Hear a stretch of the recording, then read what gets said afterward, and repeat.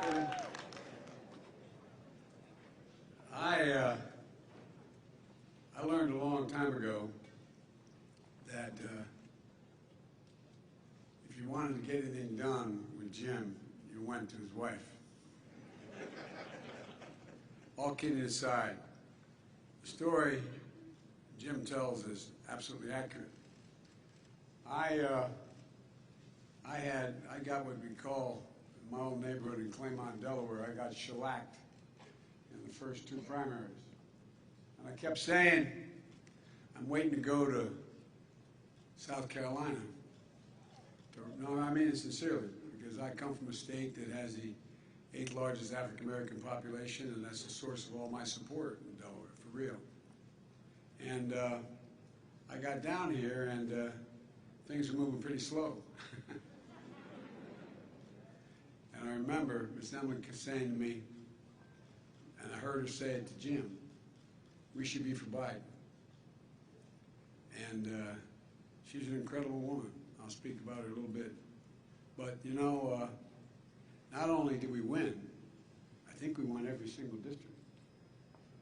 And I just want you to know it matters. And Jim's saying to you, you know, if you don't succeed at first, try again. Well, a lot of you have already figured out that you can do anything you want to do if you set your mind to it. But one of the things that most people don't focus on anymore is that an awful lot of people like Jim, like me, like Ms. Emily, like a lot of you, who no one expected to do something significant. I come from a family raised in a 3-bedroom split-level home with 4 kids, a dad, mom, and a grandpa. We were fine, don't get me wrong. We weren't up by our bootstraps, but we were, I guess, technically low middle class economically. And I used to stutter really badly. And stuttering is the only thing everybody can still laugh like hell at, but it's devastating to a stutterer. If you ever saw the King's Speech, it's worth seeing. And I had trouble talking until I was well into high school. And but I was convinced that my mother would say, never bend, never bow, never kneel, never give up. Just get up. Just get up. And that's one of the things I like so much about HBCUs, which I've been part of for a long, long time. The reason I got elected in 1972 was because of an HBCU called Delaware State University. They organized for me.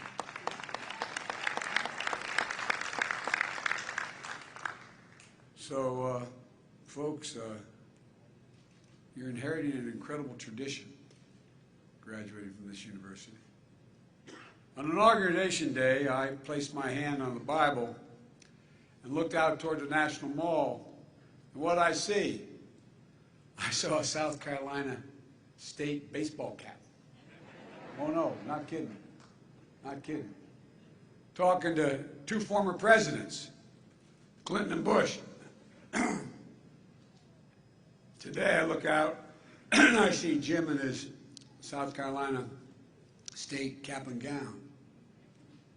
Jim, I'm honored you asked me to be here, and as you receive your diploma you earned 60 years ago, never got a chance to receive it in person. You know, I know this, that Miss Emily's here. Her spirit and the students are here today. Students on scholarship in her name. Students in the Honors College in her name. And she is always in our hearts. She was a genuine gift, a dear friend to Jill and me, and a great American. And she loved this institution. She loved this institution. Thank you, President Conyers, the Board of Trustees, the faculty, staff, one of our nation's great universities. Though I'm from Delaware, I've got to put Delaware State up there. The president of Delaware State used to work for me, went and got his doctorate and said, this is not the good job, I'm going to be president of the university. But all kidding aside, of course, President Harris is a proud Howard alum. She might have something to say about Delaware State. And to my family and friends, the class of 2021, I know the pride you feel for this day as well. Graduates, you already did this because Jim did it, but I always do it, and Jim, as usual, always is ahead of me. You really do owe those folks up in the bleachers a whole hell of a lot. A whole heck of a lot. And I'm sure not a one turned to his husband or wife and said, guess what, no tuition next semester. But I just want to say to the parents, we know, like my family, know the sacrifices you made to make sure this day arrived. And you're the ones that helped you get through this period, and you got a lot to look forward to. Graduates, I know you've already stood to thank your parents and your families, but you know, the fact is that congratulations, you earned it. You earned every bit of it. I know it wasn't easy. Remote learning, fearing getting sick from COVID-19, feeling the pain for those who lost loved ones, and you know people who've lost loved ones. The uncertainty of a devastated economy, the reckoning on race not seen since the 50s and 60s. Your time here has come during a tumultuous and consequential moment in modern American history. And it's led you to graduate at a real inflection point in history. No graduating class gets to choose the world into which they graduate. Every class enters the history of the nation up to the point that has been written by others. But few classes, every once in a few generations, enter at a point in American history where it actually has a chance to change the trajectory of the country. And that's not hyperbole. You face that inflection point today. And I'm confident you'll meet the moment. You're ready because you're part of a proud and sacred tradition, an HBCU tradition.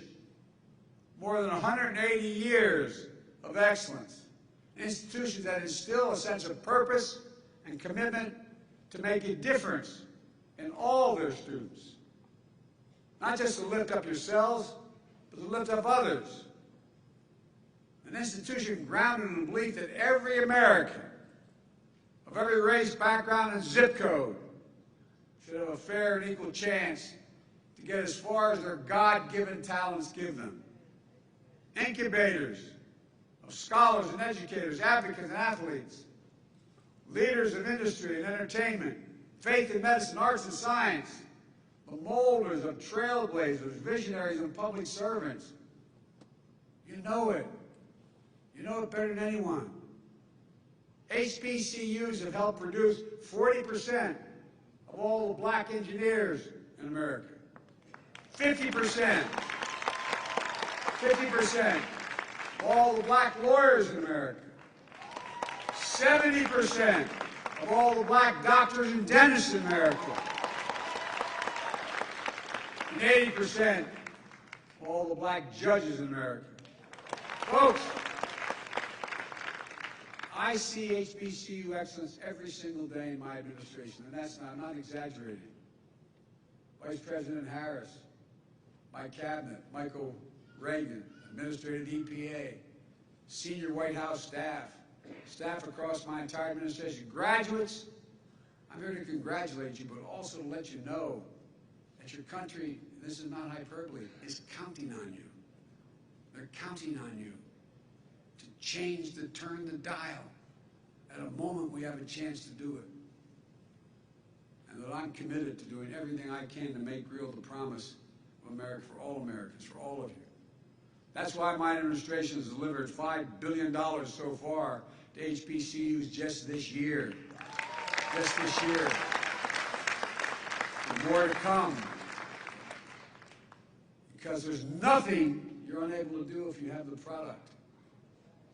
If you have the laboratories, if you have, well, a lot of these HBCUs aren't endowed like these other universities. For South Carolina State, it helped. It helped clear the balances of more than 2,500 students with student debt. It helps students weather financial hardships caused by the pandemic and stay in school. It financed the residence hall, the largest in South Carolina. And that's why we're working to increase, and we will get it done with Jim's help in the House. Pell Grants by another $1,500 so particularly black students and lower-income families can attend community college, four-year schools, and black universities, HBCUs. That's why I'm proposing a historic investment to create and expand HBCU programs in high-demand fields like cybersecurity, engineering, and healthcare.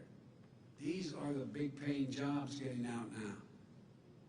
But too many HBCUs don't have the laboratories, don't have the capacity. They have the intelligence, they have the intellectual capacity, but they don't have the research dilemma in front of them.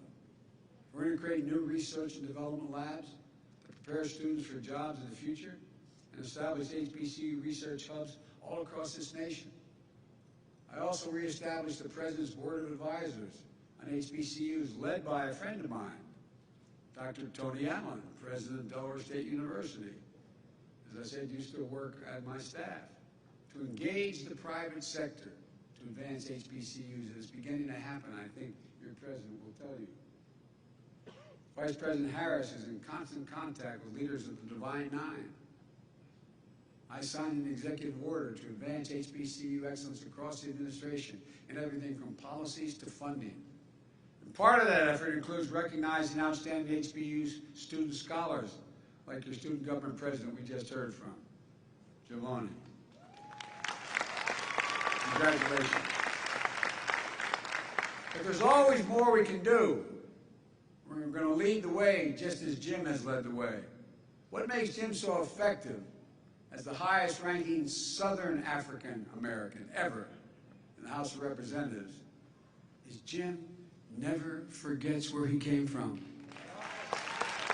Don't you ever forget where you came from. That's your secret power. You understand?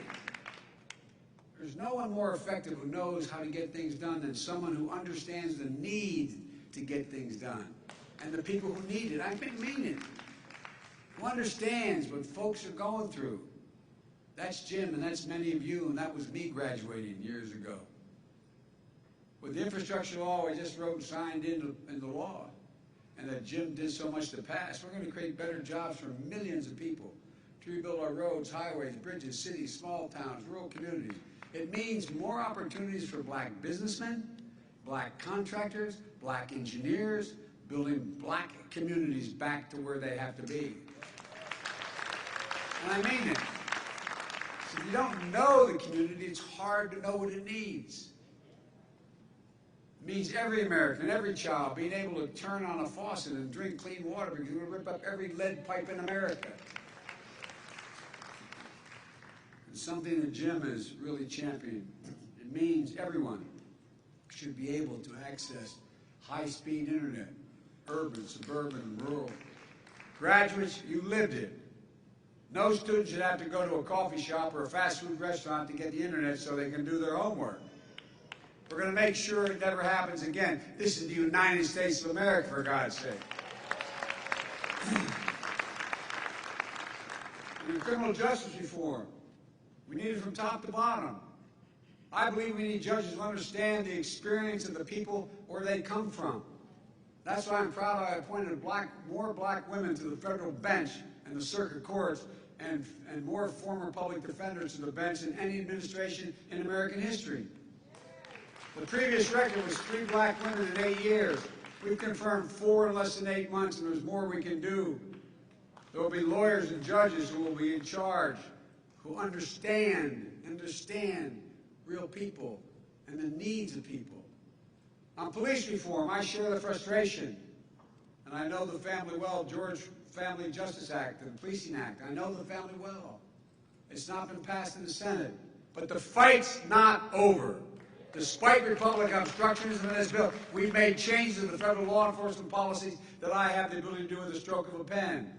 The Justice Department has banned chokeholds, restricted no-knock warrants, required federal agents to wear and activate body cameras, It also ending the Justice Department's use of private prisons, rescinding previous administration requirements that U.S. attorneys seek the harshest penalties.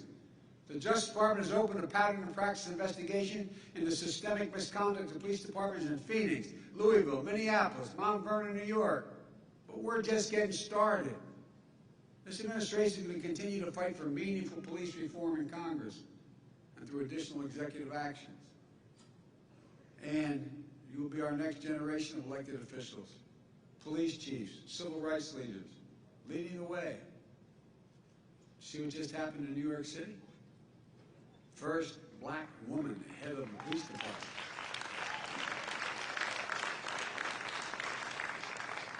The My American Rescue Plan was passed right after historic investment in community policing and violence intervention programs that are shown to reduce violent crime as much as 60%.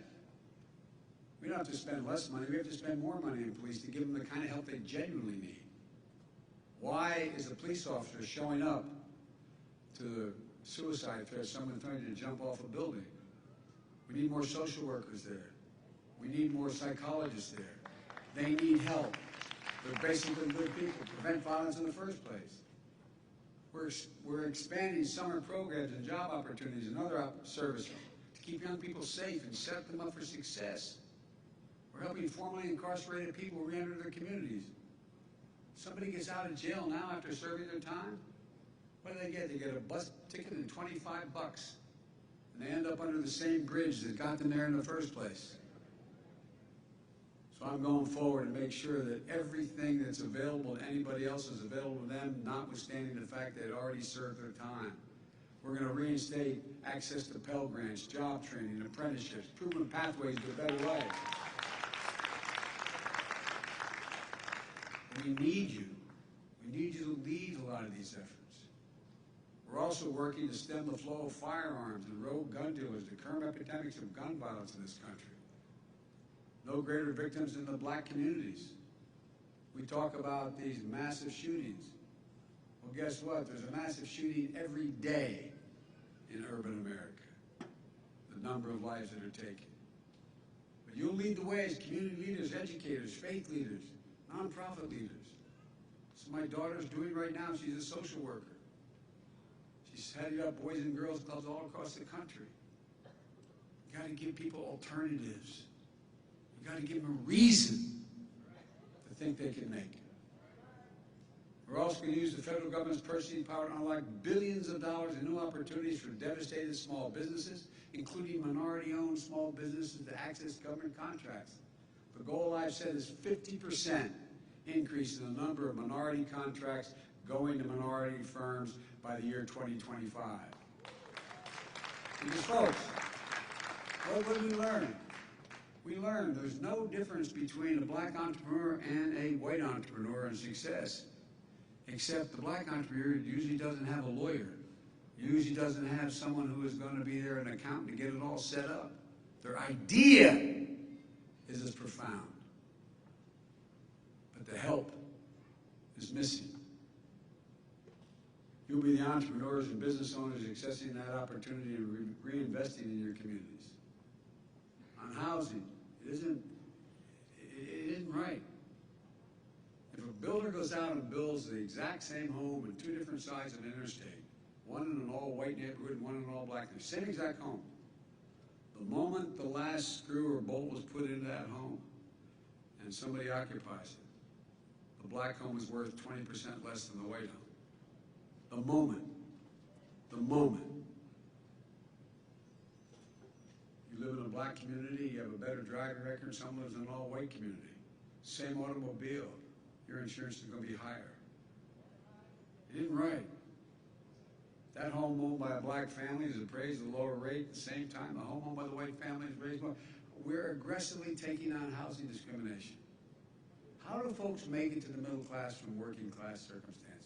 And many of you have done that. Many of your parents have. You build equity in your home. That's how 90% of the folks make it to the middle class. They get an opportunity to own a home and they build equity in a home. Allows them to borrow against later, to send their kids to school, to do a whole range of things. And You're going to be the ones having to lead the way, not the ones just benefiting. You're the ones that have to lead the way because you understand. Maybe most important of all, we have to protect that sacred right to vote, for God's sake. Think about it. I got started in politics because of the Civil Rights Movement. I noticed some of you were looking at it. I thought you were wondering, how does he know the Black National Anthem? Well, because I sat in a black church after going to 7 o'clock Mass. I'm a practicing Catholic. At 9 o'clock on the East Side, getting ready to go out and desegregate restaurants and movie theaters in my state. Well, guess what? I've never seen anything like the unrelenting assault on the right to vote. Never. I don't think any of you have on the stage ever seen it. Not a joke. And folks, you know, as John Lewis said, it is the only, without the right to vote, there is no democracy. It's not just about who gets to vote or making it easier as we used to try to do to make people eligible to be able to vote. It's about who gets to count the vote. Whether your vote counts at all. Folks, I was chairman of the Judiciary Committee for a long time. At the end of my stint, before I became vice president, I was able to pass the extension of the Voting Rights Act for 25 years, and guess what? And convinced Strom Thurmond of South Carolina to vote for it. No, not a joke. I thought we're finally beginning to move. But this new sinister combination of voter suppression and election subversion is un-American. It's undemocratic, and sadly, it is unprecedented since Reconstruction. Vice President Harris is leading the efforts for us, but on the anniversary of Bloody Sunday, I directed every single federal agency in the United States government to promote access to voting, and each agency is heading and heeding the call. For example, the Department of Veterans Affairs is going to make it easy for veterans and their families to register to vote. You know why? Because we're going to use VA facilities, and they're going to open them up for everybody, and nobody's going to stop anybody. But across the board, in addition, the Justice Department, my Justice Department has doubled the voting rights enforcement staff, challenging the onslaught of state laws undermining the right to vote. We've supported Democrats fighting for voting rights bills since day one of our administration, making sure that we have unanimous support among Democrats in the Senate, which we do. But each and every time it gets to be brought up, that other team blocks the ability even to start to discuss it. That other team. It used to be called the Republican Party. But this battle's not over. We must pass the Freedom to Vote Act and the John Lewis Voting Rights Act. We must. And we're going to keep up the fight until we get it done, and you're going to keep up the fight, and we need your help badly. And finally, we continue to confront the oldest and darkest forces in this nation, hate and racism.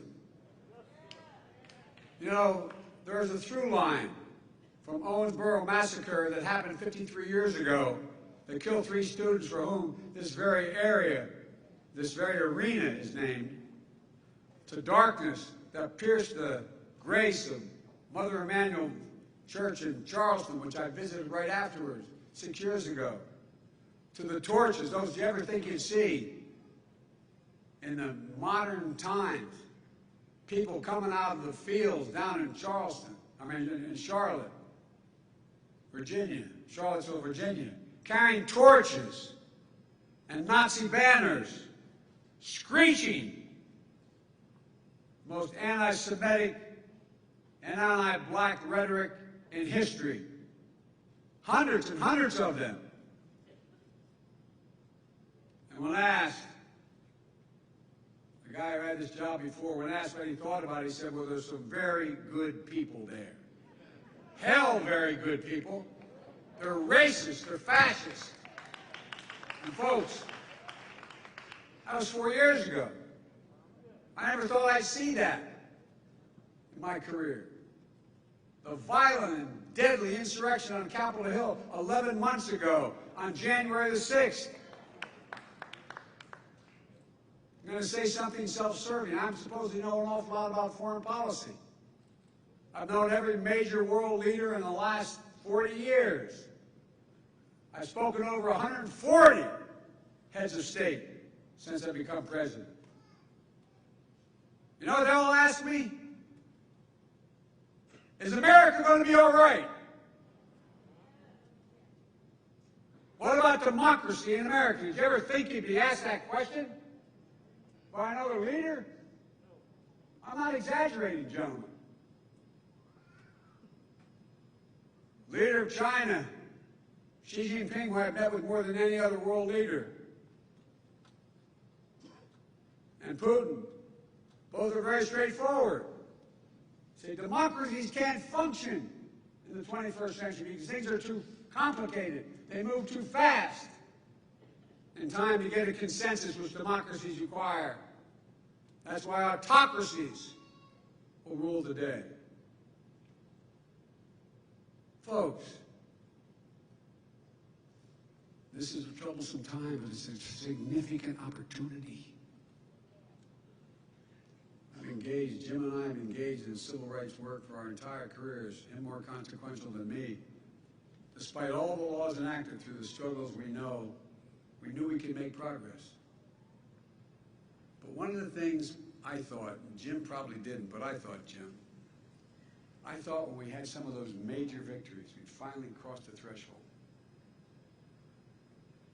But what I didn't realize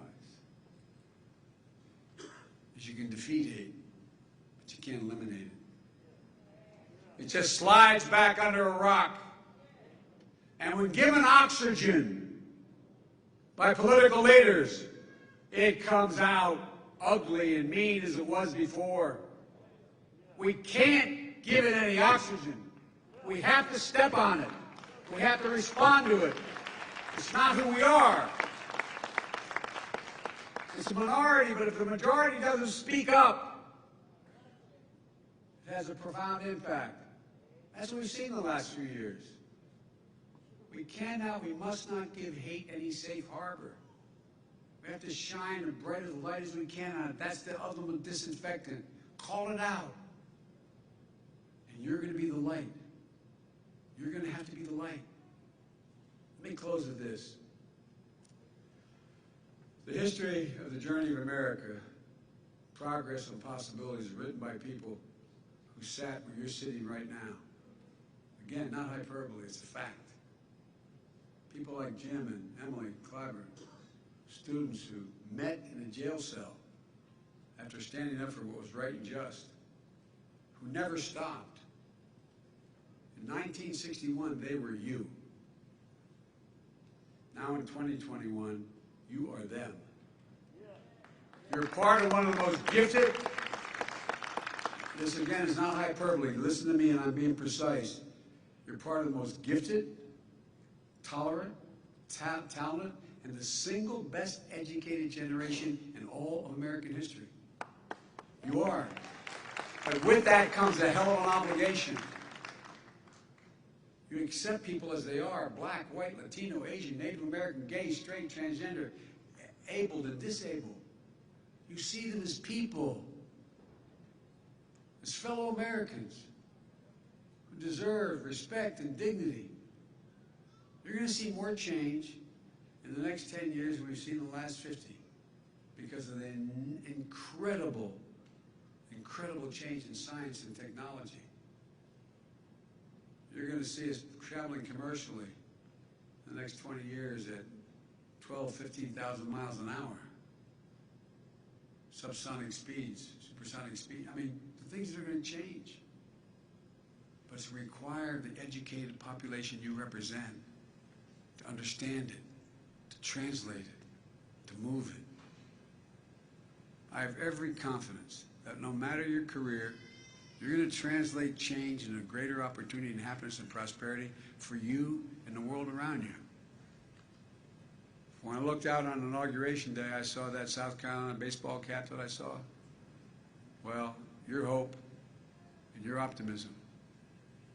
That's why I asked a 22-year-old Amanda Gorman, the youngest inaugural poet in history, to read her poem As a matter of fact, my professor wife, Jill, we're still teaching full-time, found her and asked her to speak. And here's what she said in her poem. So while once we asked, how could we possibly prevail over catastrophe? Now we assert, how could catastrophe possibly prevail over us? We'll not march back to what was, but move on to what shall be. A country that is bruised but whole, benevolent but bold, and fierce and free. That's who we are. That's who you are, the class of 2021. I'm not joking. That's us. That's America. We face that inflection point that's going to change the course of history, and I'm counting on you to meet the moment. It's an enormous opportunity, because I truly believe someone standing at a podium like this at this university 40 years from now is going to be talking about, did we meet the moment? This moment. Just like there's other moments in our history. Did we meet the moment in World War I? Did we meet the moment? And we go down the list. It's going to determine what happens in the next 5 to 10 years. It's going to determine what it's going to look like 50 years from now. I'm counting on you. I really am. I'm not kicking off the responsibility, but I'm counting on you. Congratulations to all of you. Merry Christmas and happy holidays. I say to the military, God bless you all, and may God protect our troops, fellas and ladies.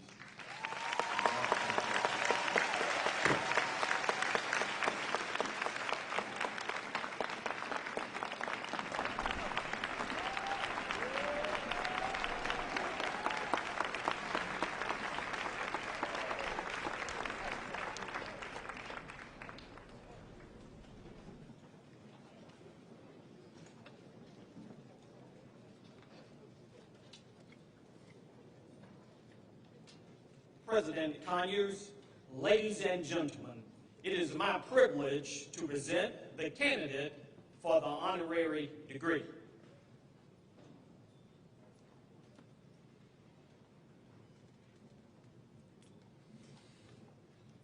Many thanks to you, President Biden, for sharing this very special occasion with South Carolina State University. Thank you for your remarks of encouragement and challenge to our graduates. And I can assure you that the graduates before you this morning will meet the moment. And for your leadership and dedication to our nation. Chairman Jenkins, please come forward.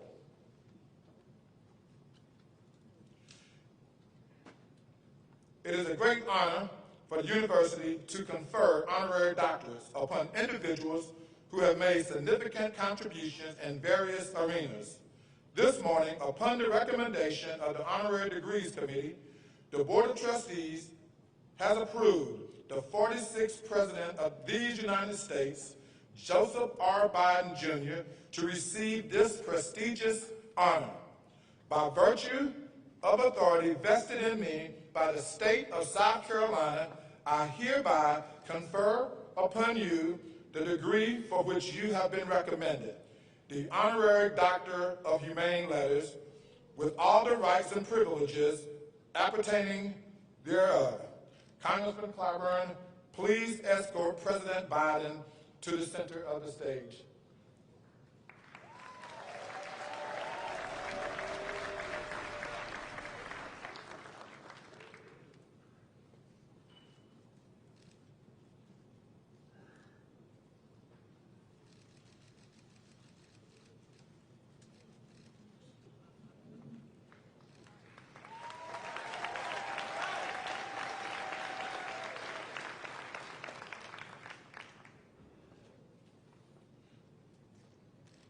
Congratulations, President Bulldog Biden.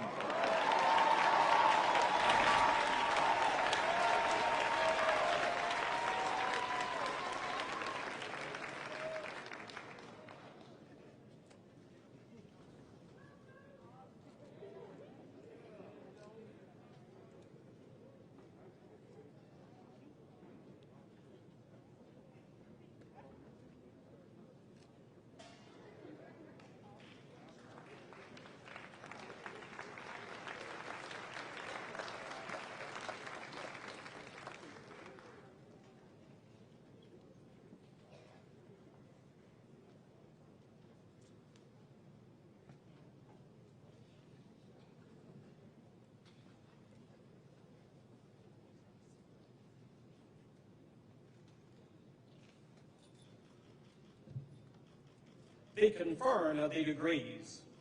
Will all candidates for Doctor of Education, Education Specialist, Master of Business Administration, Master of Arts, Master of Education, the Master of Science,